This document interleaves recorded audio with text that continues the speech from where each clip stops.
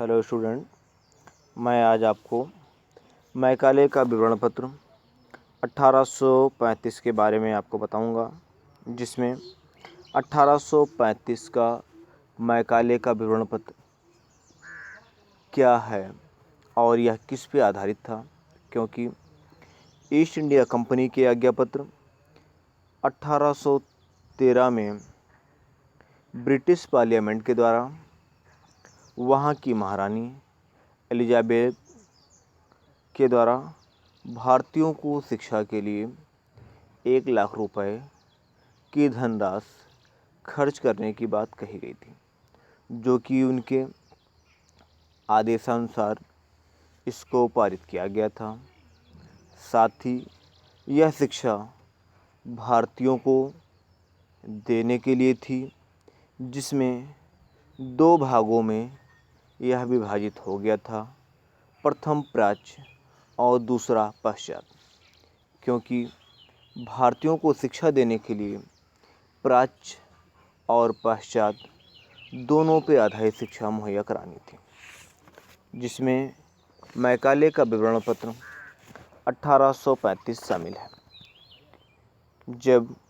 Macaulay का विवरण पत्र 1834 से 35 के मध्य में भारत के गवर्नर जनरल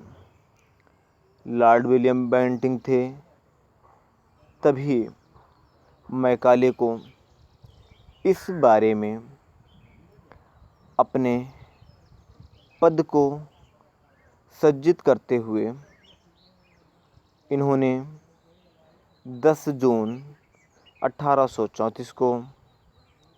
भारत के गवर्नर जनरल की काउंसिलिंग के कानूनी सलाहकार के रूप में नियुक्त हुए, जिसमें प्राच्य और पश्चात विवाद एक बड़ा रूप ले चुका था। इसका कोई अंतर नज़र नहीं आ रहा था, क्योंकि उस समय प्राच्य और पश्चात विवाद की धनराशि 1 लाख रुपए के ऊपर विदित थी, जिसमें तत्कालीन governor general lord William Bentinck ने मैकाले को बुलाया और उसे बंगाल की लोक शिक्षा समिति का अध्यक्ष नियुक्त किया, जिससे वे 1813 के आज्ञा पत्र की धारा 43 से उत्पन्न होने वाला विवाद का अस्थायी हल दे सकें। क्योंकि यह साहित्य और भारतीय विद्वान का आशय स्पष्ट करते हुए 1813 का आज्ञा पत्र 1 लाख रुपए की धनराशि को खर्च करने की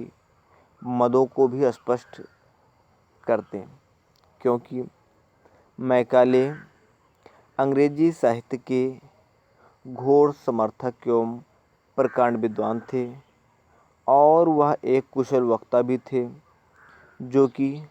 1813 के आज्ञापत्र की धारा 43 का गहन अध्ययन किया और उसे अध्ययन करने के पश्चात 2 फरवरी 1835 में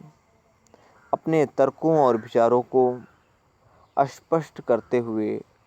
भाषा के लेखबद्ध तरीके से यह विवरण पत्र गवर्नर जनरल को सौंप दिया, जिससे 1813 के आज्ञा पत्र में उत्पन्न हुई प्राच्य और पश्चात विवाद को आसानी से सुलझाया जा सके। क्योंकि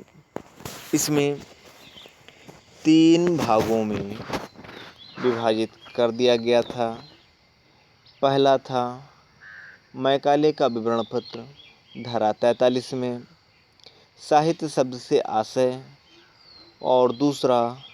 भारतीय विद्वानों से आशय, और तीसरा 1 लाख रुपए व्यय करने के संबंध में। क्योंकि मैकाले ने इसके संबंध में अध्ययन करने के बाद यह अधिकार ईस्ट इंडिया कंपनी के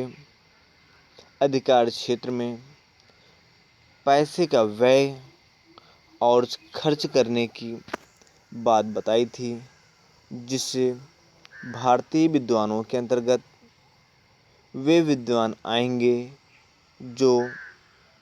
लॉग व दर्शन तथा कविताओं से संबंधित होगा, अर्थात